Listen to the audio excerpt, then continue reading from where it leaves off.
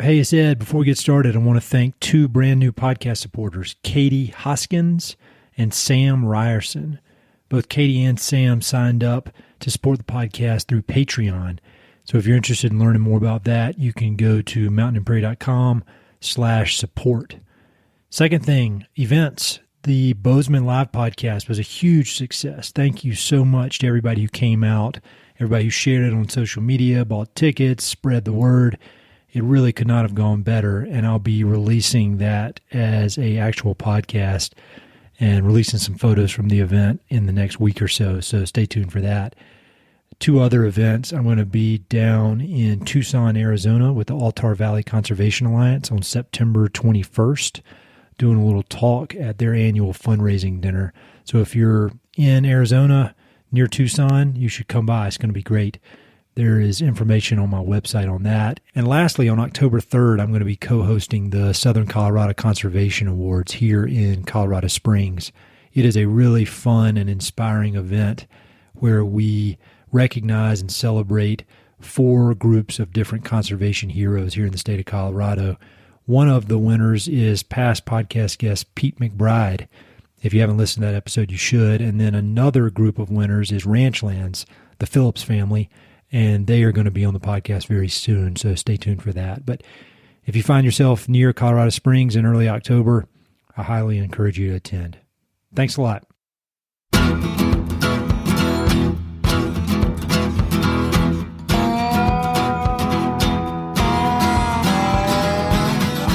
Hey, this is Ed Robertson, and this is the Mountain and Prairie Podcast, where I introduce you to some of the innovative individuals who are shaping the future of the American West.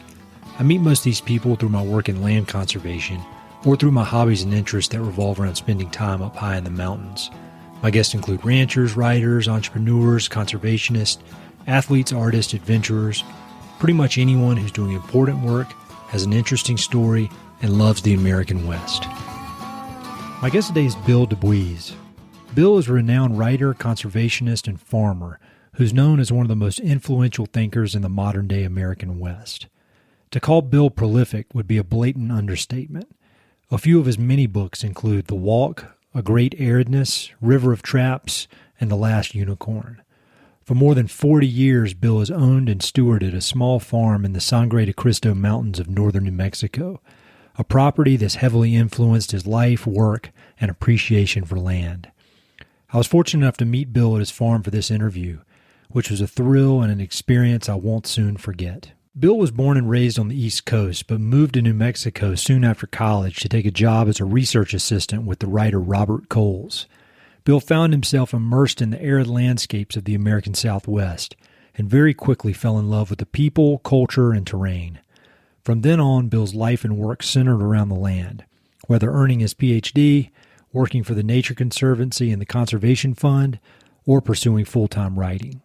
His life serves as an inspiring case study of how to meld on-the-ground conservation work with high-level aspirational writing and journalism. My biggest challenge with this conversation was figuring out how to fit 5 hours of questions into one single hour.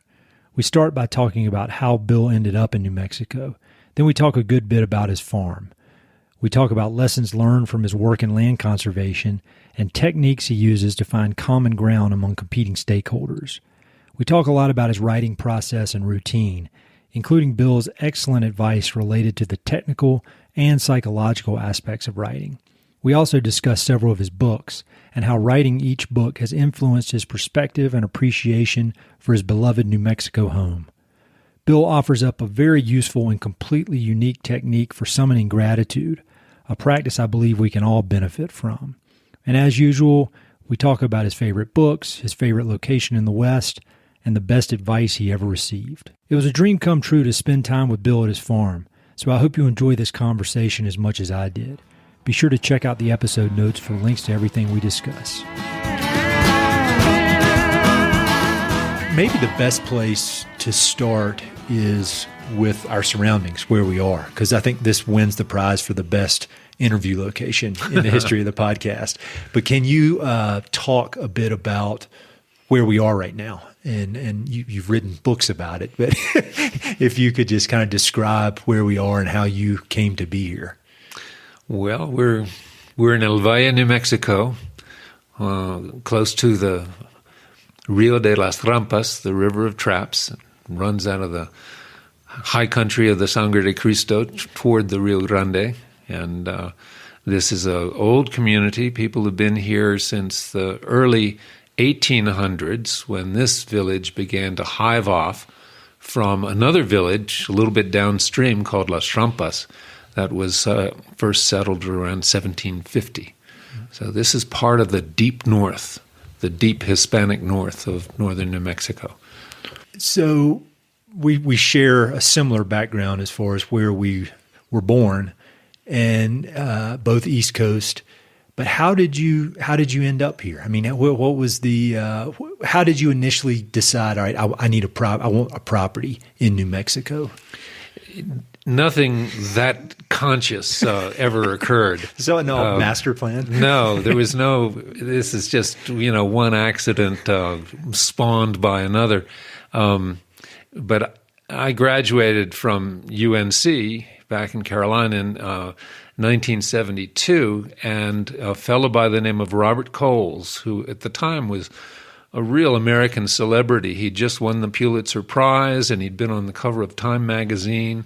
The paparazzi were driving him and his wife crazy on the outskirts of Boston, where he had lived most of his life. And so he and his wife decided to move out to the end of the earth, which was the North Valley of Albuquerque, in order for him to continue the series he'd been working on, something called Children of Crisis, which looked at how children of minorities figure out that they're in a minority and where they fit in the power structure and social structure of the world. Well, this guy, Robert Coles, terrific man, really a genius. He was the first year that the MacArthur Foundation gave out their so-called genius grants. They gave one to Bob Coles, so that's the kind of guy he was. Anyhow, he in those days was funded by the Ford Foundation, and the Ford Foundation committed a kind of philanthropic extortion. They said, we'll continue to fund you, but on the condition that you involve young people in what you do and show them how you do it. And I wound up being one of those young people, handed along from people at UNC who introduced me to people at Duke who were working with Coles. Coles was just beginning to teach at Duke a little bit. And somehow I got offered a research assistant position with Coles for that 1 year. This was 1972 and 73. And it was kind of against Coles's best instincts to do this. And I was such a bad research assistant that I confirmed all those worst instincts. And I think he realized he probably should never have hired me, but a consequence of his having hired me was he brought me out to New Mexico. He didn't want his research assistants to be too close to him or too close to the territory where he was doing his research, so he sent us up north here. Okay. And that year, 1972, I lived in Truchas, New Mexico, which is about 10 miles from where we are right now. And that was a really rough place in those days, and it was an interesting experience for a young gringo who was still very wet behind the ears to learn to survive in Truchas. And how did you end up in that community of everywhere you could have been? Well, we found a place to live, and we're introduced to some people. I mean, again, it's just people handing people along. You're introduced to somebody and ask for a little help, and they give a little help, and so, well, that's where you are. So that's what got me out to New Mexico, and I was a little bit like, the stories about the goslings when they hatch from the egg, and the first warm thing that walks by, Mom, And, well, I was imprinted on northern New Mexico. I was still hatching at the time, and I imprinted on northern New Mexico, and I'm still here. And so As a kid growing up in North Carolina, did you love the West? I mean, did you read books about the West? Was it something kind of a goal in your head or a place like, I'd love to spend time there? Or was it more, it just kind of happened, as you said? I've read all kinds of books. I read books about the sea. I read books about the West. I read books about New York City. I wanted to go all those places. It's just, this is the one where I wound up. And I'll confess that when Coles offered me the job to come out to New Mexico, I had to look on the map to remind myself whether New Mexico was to the left of Arizona or to the right of Arizona. I mean, my geography wasn't so hot. You're so well known as a writer and a thinker, but you've also got a ton of experience in on the ground action conservation. I mean, you spent a ton of your career, or a good bit of your career, with Nature Conservancy and Conservation Fund. If I'm correct. Yeah. How did that enter the picture? When did that come into your career? Well, I was out here for a number of years in New Mexico, and I was such a disaster with Coles. In a way, I wanted to make amends. And one of the ways I tried to make amends was by writing a book about this land, and that got to why I was such a terrible research assistant. I couldn't write about the people back in those days until I understood the land. And so this book that I wrote, which I wound up taking to graduate school and turning into a Ph.D. thesis, was my way of trying to grapple with all the consequences of being a lousy research assistant. Well, when I got my degree, there were no jobs in academia, in the liberal arts. I mean, just none. And I was lucky enough that through friends that I had made back in Chapel Hill, I became aware that the job of directing the North Carolina chapter of the Nature Conservancy was available. I applied for that job, and I wound up getting that job. So I moved back to North Carolina and held that job for about 5 years. So when you think back, knowing how your career has progressed and all the things you've written, what were the lessons that you learned from that real tangible conservation work? And I guess managing people, trying to understand the landscapes, understand landowners, just all the different complexities that come with conservation easements and conservation in general, I guess.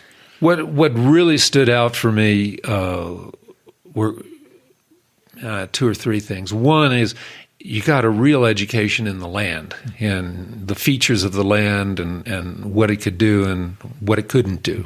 So that was part of it. You also got from that kind of work a real deep introduction into the diversity of the people out there in the world. And, you're making friends with them, you're negotiating with them, you're fighting them sometimes. And so that all led to the third thing, which real conservation, when you get to the nitty-gritty, is deep politics. So that was a kind of education for me that I could never have gotten out of an academic life or strictly out of a writer's life. And I think the education in deep politics and cutting deals and figuring out the psychology of the person you're a bit of a struggle with and all that kind of stuff, that has helped me as a writer a lot. Yeah, I would think so. Just getting a deeper understanding of the world, And I continued that work after I left North Carolina, came back to New Mexico. Then I did that kind of work here in New Mexico and in Arizona, a little bit in Wyoming, and so that was I thought of it as my postgraduate education in the real West. And so when you came back out this way, were you writing that whole time, even in North Carolina? Was writing a big part of your life, or did that ramp up kind of? I wanted it to be, but there wasn't much time, and I had small children. But when my family and I would go on vacation, I would spend the mornings writing on vacation. That's how badly I wanted to. And what were you writing at that point? What was the short subjects? Stories? Okay, short stories and some little memoir things, and then revisions to this this book that I'd written that I'd turned into a Ph.D. thesis. Yeah. That book finally came out in 1985, and it had to go through quite a few drafts, so I was working on that sometimes evenings, sometimes weekends while I was working for the Nature Conservancy. When you look back on that book in particular, I'm just trying to see how hard on yourself you are if you're like me. Do you look back on that book fondly, or do you look back on it and think, man, I should have written this differently, or I should have written that differently? Yeah, how do you look back at your old work?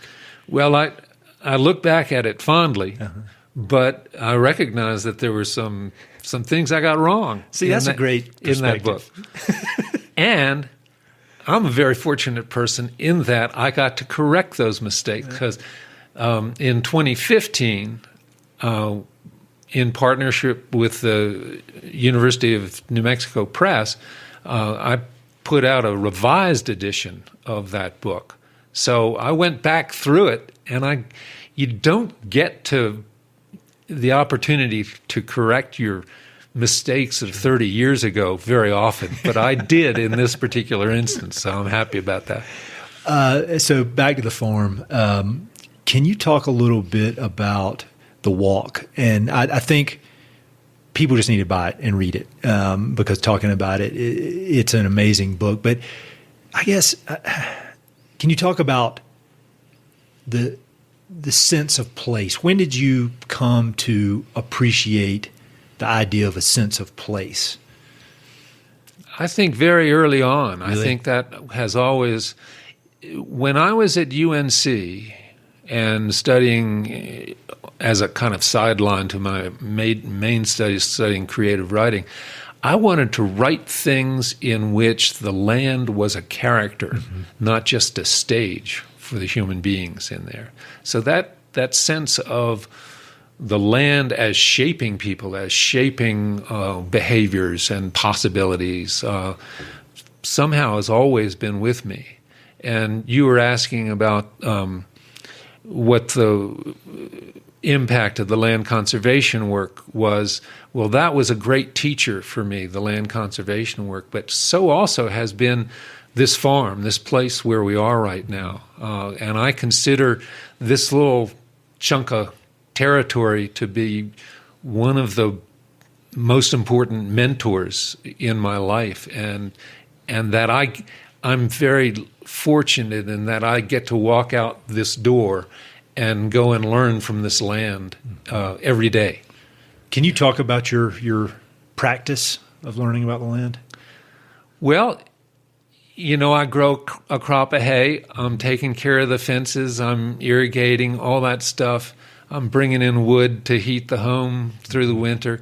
I'm tending this little farm. That's part of it. But I'm also, every day, I go out and walk these hills, and I try to observe the life in the land as closely as I can. And some days it's a sort of a walking meditation, and some days it's a much more conscious kind of analysis. Some days I go out feeling crummy, and because of the walk, I come back feeling good. And that book you mentioned, The Walk, is partly about that practice, and it's also about a very difficult time in my life, and about learning to deal with grief and restore a sense of hope. And the land really helped me do that, and the book is the story of that. I'm curious about how you wrote the book, because it's. I think a lot of people have the idea that they'd like to write a book like that. I mean, there's a great tradition of people writing, great authors writing great books about the land, but I think it seems like it would be so hard to do when the land is kind of the main character. And so I loved it because it kind of will veer into certain directions. You get a little bit of history there, and then a little bit of your personal story there, but it's all interconnected by this land. I mean, this is kind of a strange question, but did you outline it out, or did you just kind of start writing it and it came out and then you restructured it? That seems like it would be so complicated to write a book like that well. I mean, I could write some thoughts down and it would be a nightmare. But how do you do it so well? I had been struggling with how to begin the first essay. That book is comprised of 3 essays. And I was struggling to figure out how to start the first essay, and I was down at a friend's ranch down in the boot heel of New Mexico. One morning I woke up, I had a cup of coffee on the portal, and all of a sudden the first sentence just came to me, just boom, like it was a letter delivered into my brain. And I thought, hey, that's not bad. And I went and got a piece of paper and pen, and I wrote it down, and I looked at it, and I realized in that first sentence was inhered the structure of the first 5 pages of the essay. Mm-hmm.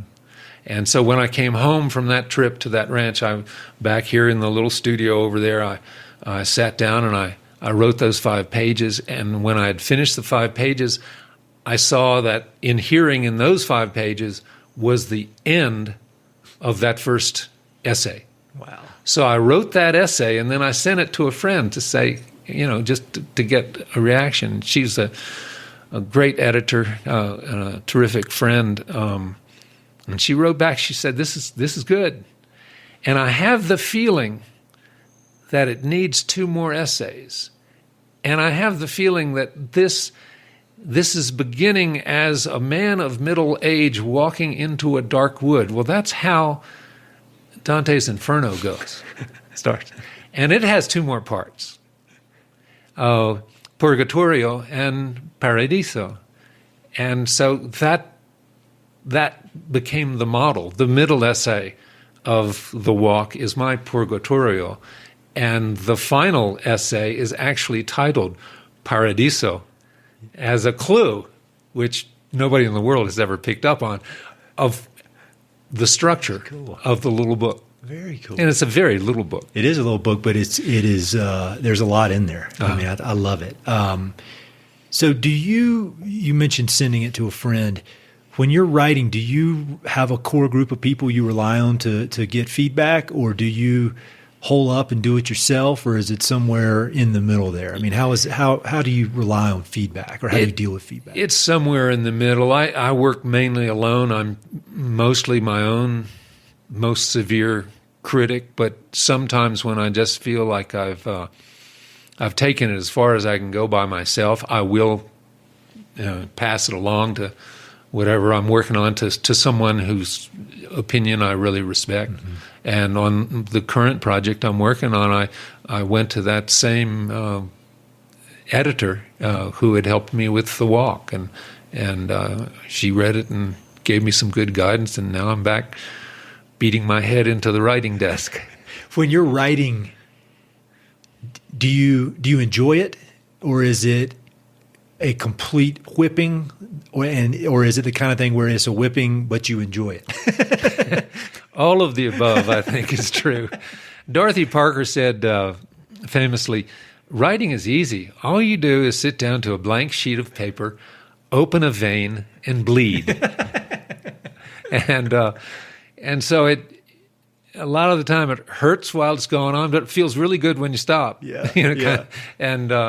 But there are times when things are really flowing, when you get a kind of high, when you lose yourself, and you just feel like you are the vehicle for the words to stream through, and they're coming from somewhere else. And when that happens, there's nothing any better than that. Maybe one thing. But. Yeah. So when we were talking about this briefly, and I told you I'm probably going to make you repeat a lot of the stuff we talked about for an hour before we started recording, but talk about how your need to be immersed in the writing on a daily basis. Because I thought about that when you were talking about how the first line of the book came to you. Yeah. And I would guess that's as a result of you thinking about it daily, or having your mind in a writing space daily, and it's just going on in your subconscious, whether you know it or not, and then it pops out. But that was actually the result of a whole lot of work and thinking over time. So can you talk about your process there? So I have a rule. When writing isn't always the same thing. Composition is very different from rewriting. So when I'm composing, when I'm doing first drafts, that's the hardest work by far. And when I'm doing first drafts, I have to be in my office at my desk by 8 o'clock in the morning, and I have to make one good sentence, at least one good sentence before 8:30, or else the day's going to be a bust. I mean, this has been true for my work for 40 years. Wow. I don't know why that is, but that's just the way it is. And if I make a good sentence before 8:30 in the morning, then chances are I'm going to have a productive day until hunger drives me into the house to get some lunch. And part of what's going on there, I think, is that for the writing to be good, the subconscious has to be involved. And for the subconscious to be involved, your subconscious is going to gin whatever's going on in your life. You know, if you're arguing with your spouse, if you're having health problems with your parents or whatever, and you know, you got issues for your children, those are the things that are going to be going on in your subconscious. Your subconscious is going to be working on those things. Well, to be a good writer, you have to make sure that writing is in there with that mix of the most important things. And if it's not, you're going to have a hard time. And I always had a hard time back when I was trying to balance writing with fairly busy conservation work and professional engagement in other areas, where I wouldn't write for a while. And then I'd come back to writing, and it would be just awful for 2 solid weeks, and I wouldn't be able to get anything going. And I'd think, oh, if I ever had a gift, it's gone. I'm washed up. I can't do it anymore. It's all over. God damn it. And then suddenly, after about 2 weeks, stuff would start to flow. Really? Just boom. And this is my crackpot theory, and I'm sure it's all wrong, but it works for me, that it took those 2-week periods to kind of convince my subconscious that, yes, this is really important. You need to take it seriously and get involved in it. And then when the subconscious was kind of spinning along in the right way, like a flywheel on an engine, then things would go right. But it took a while for the flywheel to kind of spin down from what it was working on before, sure, and spin up into what I wanted it to be working on with the writing. And so I've shared that fictional model of how the mind works with many students over the years, and I don't know if it works for anybody else, but it has worked for me. Well, that works for me, not with writing, but with exercise or with getting up early, just anything that requires this momentum. And not even, I don't even have to be training hard for anything, but just getting in this frame of mind where things are normal, and this is normal, and this is what we're going to do every day. Yeah. Well, I'm glad to hear that. That makes me feel better. And a takeaway for anybody out there who wants to be a writer or tries to be a writer or whatever, is the takeaway for me is you have to be kind to yourself. Those 2 weeks when things aren't going well, you somehow got to forgive yourself for not being productive, and just keep on going in the faith that it's going to start flowing sooner or later. So that's good advice. Be kind to yourself along the way. So when was there a specific point when you decided, all right, I want to focus the majority of my energy on writing? Because I know you, even right now, we were just talking about some of the water things you're involved with here in New Mexico. So you're still actively involved in land conservation. But was there a shift when you thought, all right, I'm going to focus the majority of my energy on writing versus doing conservation deals? Well, partly it was my kids growing up and getting through college, and when that happened, my burn rate went way down. So, economics plays a big role in all this, and so I just always wanted to write as much as I could, given the constraints of earning a living and supporting a family and so forth. And I got a really big break in 2008, I think it was, when I got a Guggenheim Fellowship. And that allowed me to step away from the teaching and some of the other stuff I was doing at the time and really focus full-time on writing for a while, and I've been able to string that along and make that work since then. That's great. So I love getting into the weeds about conservation issues, and your book, A Great Aridness, it's just a perfect, it's alarming and scary, but it's a great way to dig into some of these details, especially some of the things that we share about water. Mm-hmm. Can you just give a overview of, I saw an interview with you on the internet where you talked about how you decided to do that book, a map you had seen. I think you were at a conference. Do you remember that? Oh, yeah, I do. Now that you bring that up. Yeah, I was at a Quivira Coalition meeting in Albuquerque at one of the big hotels, and Jonathan Overpeck, a climate scientist from the University of Arizona in Tucson, was giving a presentation, and he put up a slide, not one of his own, but a slide from a paper by a guy named Chris Milley, who works at a NASA facility, I think it is, outside Princeton. And that was, that map forecast 50 years hence areas of great water stress and declining surface water flows, declining river flows, based on the best climate modeling of the time. And this is about 2005, 2006. And I looked up at that map, and New Mexico and everything around it was bright, bright red, in full-on crisis. And I thought, oh my God, if all this is true, then this land that I so love is going to go through some terrible, terrible changes.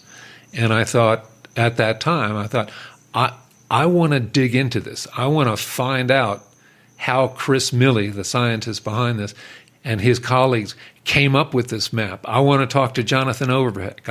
I want to do some primary work with the people who are figuring these things out and come to my own conclusions about how much I should be concerned and the validity of their work and all the rest. And that was the germ of A Great Aridness.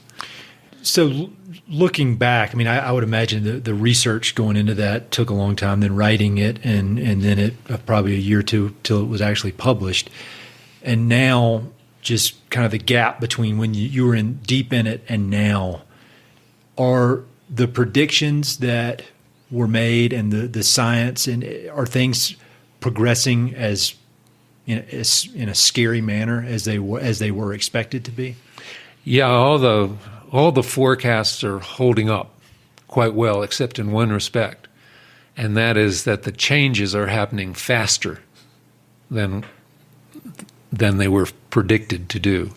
And there's some interesting feedback loops that account for this greater acceleration than was expected. But in general, the climate modeling, I think it's some of the best science being done on Earth today. I found it absolutely fascinating to dig into it pretty deeply and understand the thought processes and how the models evolved and what they entailed and so forth. And they're just holding up beautifully well.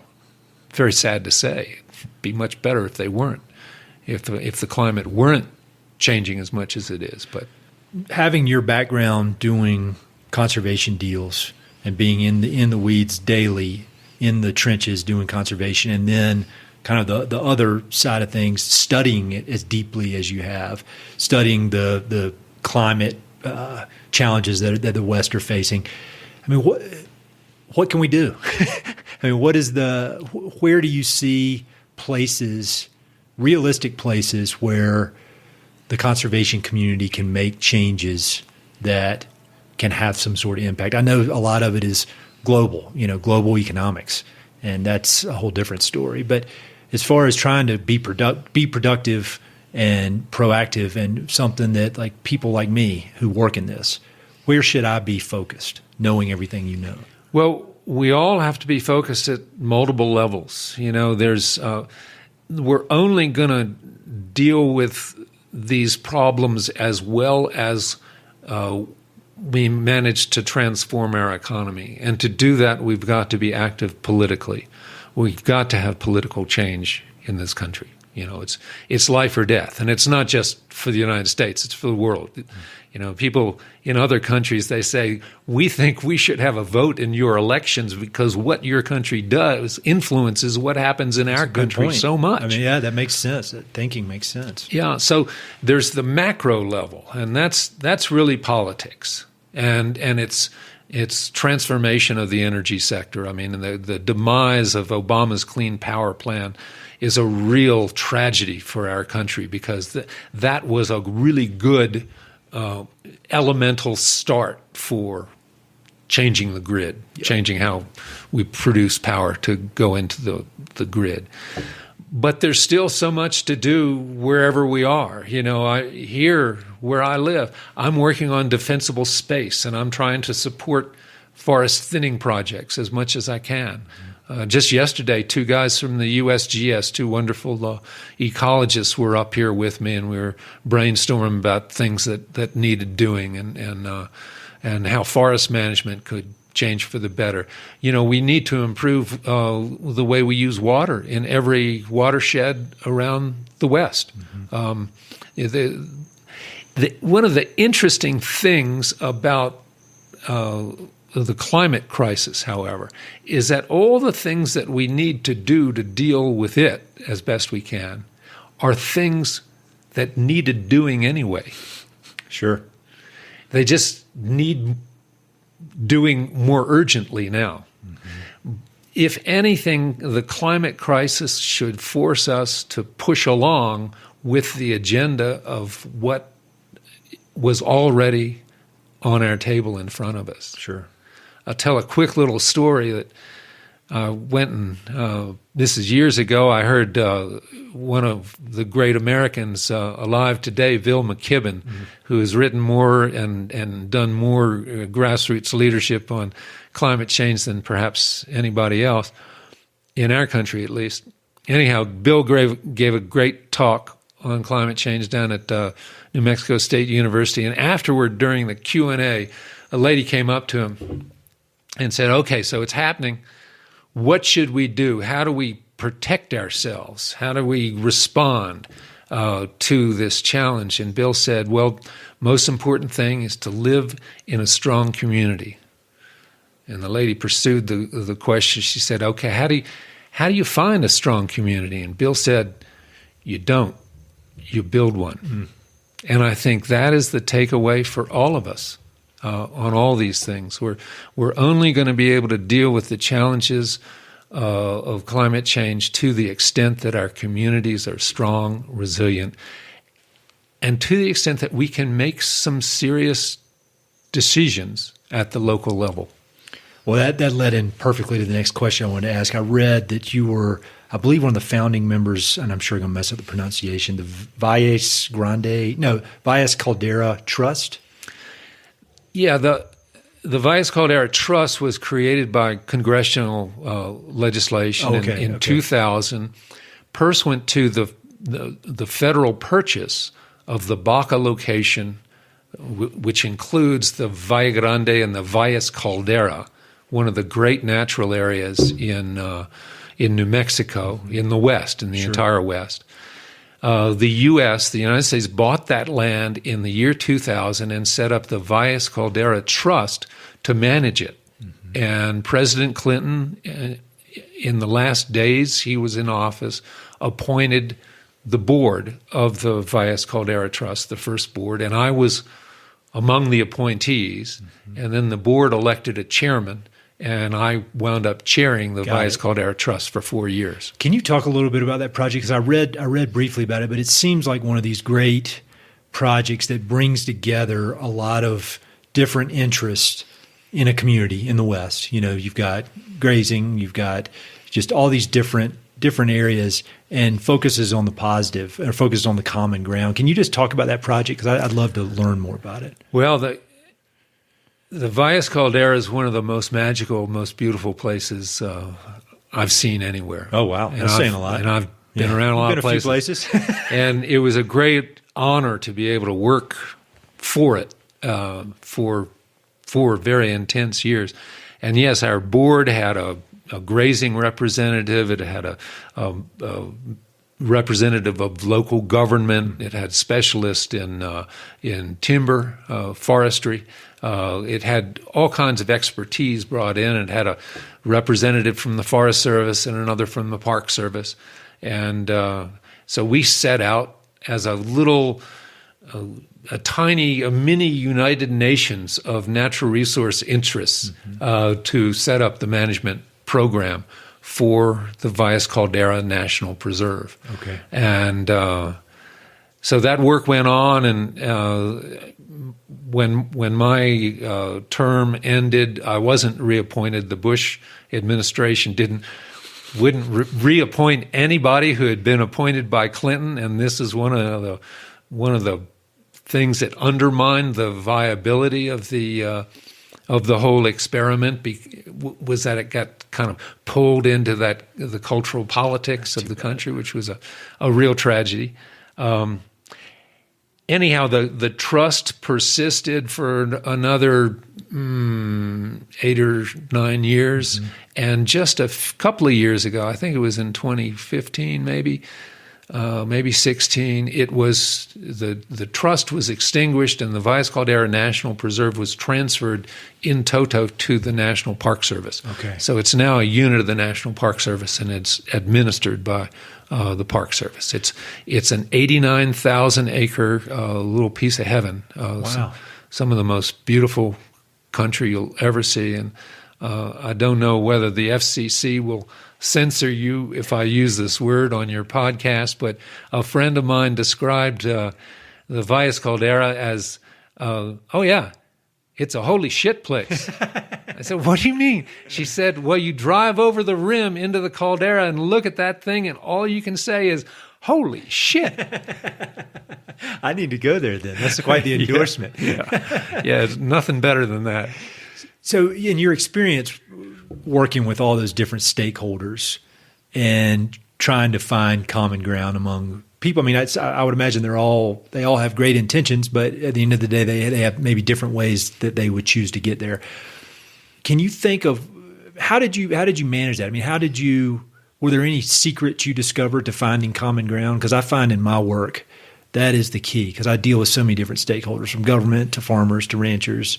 The other day we were having to deal with a gravel pit, people trying to put a gravel pit in, and you're just looking for nobody's going to do anything if you start insulting them or holding your ground. So how do you find that common ground? What's been your experience with that? I'm very selfish in my questions. It's just like a career advice session. I somewhere along the line, I came to the conclusion that reason and reasoning wasn't usually the answer. Really? When I've had to deal with people who were at the outset really opposed to what they perceived as my agenda, reason almost never helped very much. Interesting. But what did help was breaking bread. Just spending informal time with people and having a meal. There is something about the way humans connect to each other that changes when you're having a laugh because somebody ordered a burrito that looks too big for the plate. I mean, it just, having a meal together creates a bond that is hard to explain. And doing land conservation work or putting together a grass bank or working on the hardest things with the Valles Caldera, I just think it was the key was the time you spent with people when you weren't trying to get anything done. Yeah. Maybe it allows them to see you can see each other as people, and you can separate the idea from the person. Yeah, exactly. I mean, so often the trick of putting together any kind of a alliance or deal or common cause is just getting people to let go of their positions and focus on their interests. Mm-hmm. And so often our positions get in the way of our own interests. And if you spend a little time and let people know what your interests are, and they can stop thinking about what they perceive as your positions, and you do the same for them, well, you're starting to get somewhere. I think that's great advice. And I found that down, dealing with farmers, and we have dinners as part of, when we're trying to have a meeting about something, there's always food involved, and that always gets it off to a good start. Yeah, absolutely. Absolutely. So we talked about this a bit before, but I had your audiobook and you read it to me. Yeah, right. In my car ride. But it's this amazing adventure story, history lesson, science story on the complete other side of the world. And I'd encourage people to go and read that book. But I guess to bring it back to what we're talking about here, how have these international adventures, that one and then the other one that we were talking about before, how have those international adventures changed your perspective on life here, if they have at all? I mean, how has when you're comparing and contrasting, you get away and you see a different culture, does it change your thoughts on this area at all? I don't know if it changes my thoughts on this area, but those experiences going into, deep into the heart of Laos or into the loneliest corner of Nepal, and traveling with the people who live there and getting to know some folks, I feel as though these are adventures in falling even deeper in love with the earth. Mm-hmm. And I come back to my own little postage stamp of territory here, just feeling like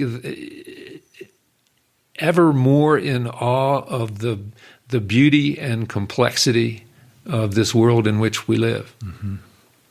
I think that makes perfect sense. That's been my experience, and I've got a lot less of it than you when it comes to travel. But when you think about writers and thinkers that you admire and that have influenced your voice, who comes to mind? Well, I mentioned Peter Matheson a while ago. Sure. The work that I've done in Nepal has been on the same trails that he and George Schaller traveled in 1973, expedition that produced The Snow Leopard, one of the great nonfiction books. But when I think about the model of nonfiction writing that inspires me the most, I keep going back to John McPhee. Mm-hmm. I think he's the master of nonfiction in the 20th century in America, and still today he's writing brilliant stuff. But other writers that really inspire me, a lot of them are from the 19th century. I've never drunk dry the well of Henry David Thoreau. I was writing about him on something just the other day. He's continuously inspiring to me.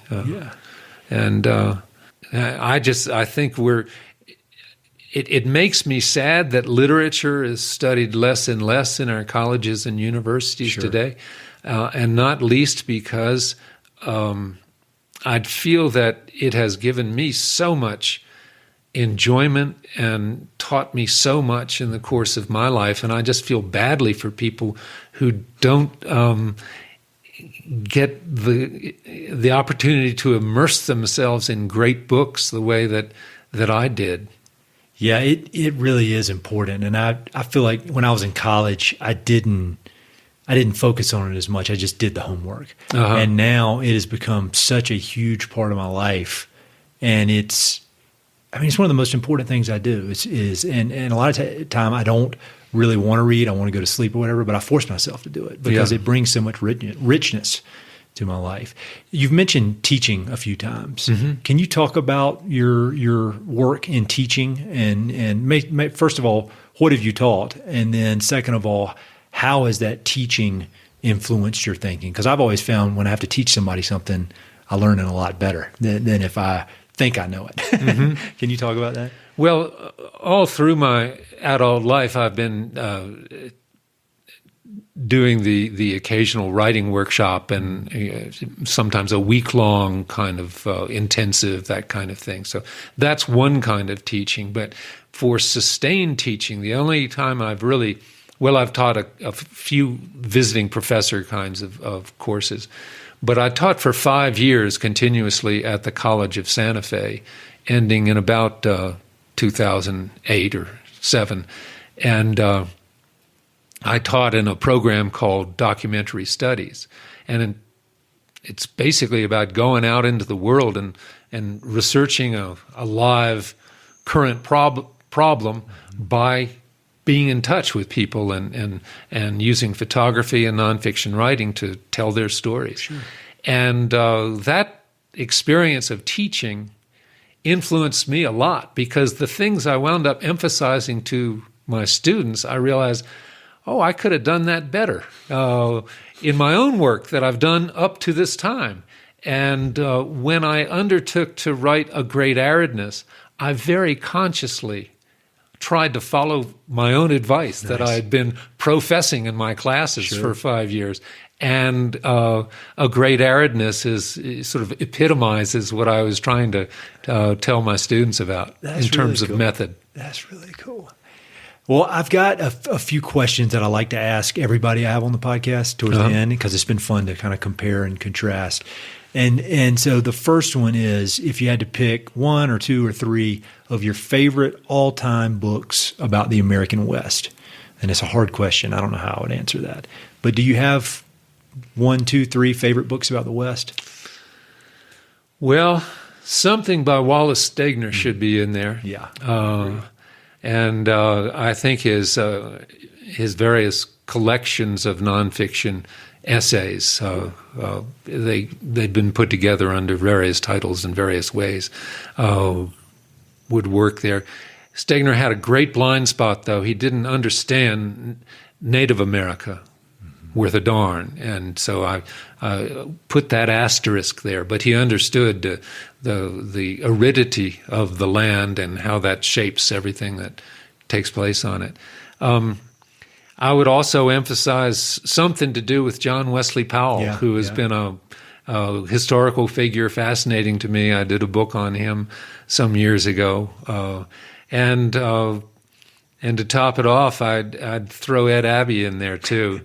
Desert Solitaire was one of the most inspiring books I read when I was in my 20s, and I thought, dadgummit, I want to get out there and live and write like that. What's your favorite book of all time? Oh, geez, I don't know.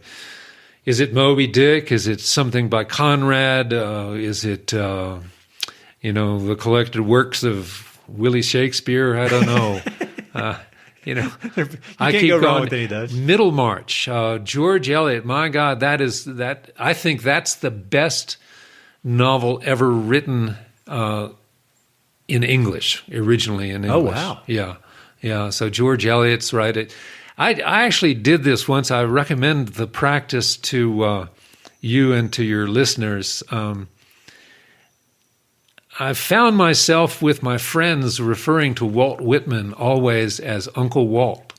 And it made me wonder, why did I think of Walt Whitman as in those familial terms? And then I began to think of Aldo Leopold as Uncle Aldo.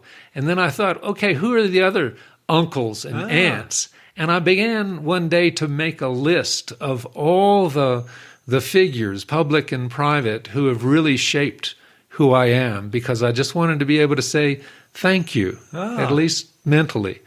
And so I came up with a list of, I don't know, maybe 300. Did you really? 300? Aunts and uncles, yeah. And it was, and then I alphabetized it. Wow. And then I had fun looking at series of 5 names together and thinking, what kind of basketball team would they make? And so you got Dante Alighieri and Dwayne Allman there in the backcourt together. So anyhow, picking one favorite doesn't get there for me, but because there are so many, and that's what makes life rich. And I think if we never do anything else, we should learn to say thank you for all the things that we've gotten from all those people who passed us along and gave us a gift or wrote a book for us or a piece of music that helped us become who we are. Gratitude's the secret to happiness, I think. Yeah. You can force yourself to be grateful. Yeah. You know, that's a good idea. I'm going to do that. Yeah. Aunts and uncles. I'm going to do that. So all your adventures all over the place, if you had to nail it down to one most powerful experience you've had in the outdoors, and powerful could be scary, it could be funny, it could be just an experience that you think back on as, wow, that was intense. Does anything come to mind? Well, just 2 months ago, I was in the Arctic. I floated a river from the north slope of the Brooks Range through the Arctic Refuge and out to the Arctic Ocean. Wow. And for 10 of the 12 days we were out there, we were surrounded by migrating caribou the whole time. It was utterly awe-inspiring at every moment. We watched wolves hunting Dall sheep on a distant mountain slope, watching them through binoculars. We encountered a number of grizzlies along the way, and all those caribou. At the end, we were looking at seals out on Arctic floes in the ocean. That was just 6 weeks ago. That was pretty good. Yeah, that's hard to beat. And I'll add that is land that is threatened by this present administration for oil development to tap oil that the world doesn't need and cannot afford to burn. But out of spite, they're doing this just because they want to show, along with the oil and gas industry, that nobody stops them. Not anywhere, not any time. I had an op-ed in the New York Times on this subject last month. That you said that to me. Yeah, that was great. Anyhow, this is just one more travesty, one more fight we have to fight to try to protect what's left of the natural world. It's unfortunate because when you're dealing with bullies, the only way to deal with them is to push back. You know, that's been my experience. And with these type of people, that's what they are, is they're bullies. And you cannot stop pushing because the minute you show weakness, they're gonna push that's back. Right. And so I'm glad to know I've got a lot of different friends from different aspects of my life who have gone up there, in an effort to tell the story. Yeah. And thank you for spending your time doing that, because that's important for a lot of reasons. And then part of it is I don't want bullies to win. That's right. Just take all the details out, and I don't like it when bullies win. That's true, too. And we're seeing the same kind of thing down on our southern border with the construction of this insane 30-foot high border wall that'll be lit all night long. Construction is now scheduled for going through some of the most beautiful wildland in the southeast Arizona, southwest New Mexico territory, some of the most diverse, wildest country we've got left in the lower 48. It is a travesty beyond conception. It's just phenomenal, the amount of destruction that these people are working on, and we've got to stop them. Two of my past podcast guests just produced this movie. It's called The River and the Wall. I don't know if you've seen it, but it's a documentary, and they travel the length of the Texas border. Yeah. Mountain bikes, horses, and then canoes. Yeah. And they explore what will happen, what will be the effects, mostly on wildlife, and from an ecological conservation perspective, if that wall is built. Yeah. And they show just how rugged that country is. Yeah. And a wall is kind of silly. I mean, a wall, if anything, make it easier to get through. I mean, that wall would be the easiest piece of terrain in the whole place. It's all about bragging rights, and it's not really about policy. It's not about solving the problems. It's not even about immigration. It's about gratification on the part of you-know-who. Mm-hmm. Yes, the bully thing. The bully in the White House. We could have a whole different podcast about that. Two more questions. I think I know the answer to this one, but I'll ask anyway. Where is your favorite place in the West? Right here. Right here. Easy enough. And then this is a little bit of a hard one, but I bet you'll have a great answer. What is the best piece of advice you've ever received? In terms of writing, it was write any way, where any way is 2 words, and write anyway, where anyway is 1 word. That's great. I've never heard that. Write anyway and write anyway. That's great. All the writers listening need to put that, maybe tattoo it on your forearm. Yeah. Well, this has been wonderful. Thank you. Thank you for all your hard work and telling these important stories, and for just being a great example of what one can do with a little bit of vision and a lot of hard work. So thank you so much, Ed. It's been a pleasure. Hey, it's Ed again. Thanks so much for listening to the podcast, and thanks for listening to that particular episode. I hope you enjoyed it. Before you go, I've got 3 quick things. Number 1, if you like the podcast, please do me a huge favor. Either pass it along to a friend who may be interested, share it on your social media, and or go to iTunes and give it a 5-star review. All those things would mean a lot to me, and they would really help to spread the word about the podcast. Number 2, if you've listened to many of these episodes, you know that I love reading and I love talking about books. Every other month, I send out a quick email with a few books that I've recently read and highly recommend. The subjects are varied, but they're pretty much all nonfiction with an emphasis on history, biographies, adventure narratives, and topics related to the American West. There are no sales pitches for ranches, no spam, no other kind of nonsense, just books. So if you'd like to sign up for the list, head to Mountain and Prairie/reading, or just go to Mountain and Prairie and there's a massive tab at the top that says book recommendations. Click on it. There are a ton of good books that I've read. Some of the old email lists are on there. You can go crazy. There are a lot of books. And finally, if you know anyone I should interview for the podcast, please don't hesitate to reach out and let me know.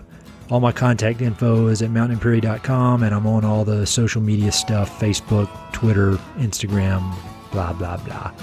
So feel free to reach out. I'd love to have some recommendations and suggestions of interesting people I should meet. All right, that's it. Thanks for listening. Talk to you soon.